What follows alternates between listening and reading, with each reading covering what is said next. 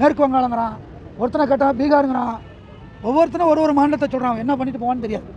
அப்போ சட்டத்துக்கு புறம்பாக பதிவு செய்யப்படாமல் எங்கே அவன் தங்கியிருக்கிறான் என்னான்னு கூட தெரியாமல், ஏஜெண்ட் யாருன்னே தெரியாமல் கொண்டு வந்து சட்டவிரோதமாக அவங்க வந்து இங்கே வேலை பார்த்துட்டு இருக்கிறாங்க.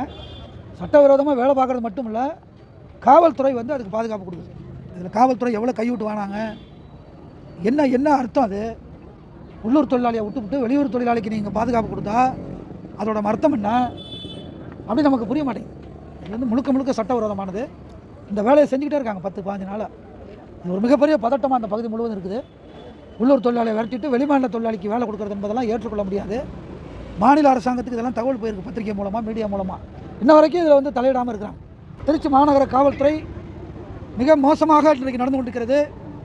இன்றைக்கி வரக்கூடிய காலத்தில் நாளைக்கோ நாளானைக்கோ நடக்கக்கூடிய எல்லா சம்பவத்திற்கும் காவல்துறை தான் பொறுப்பு.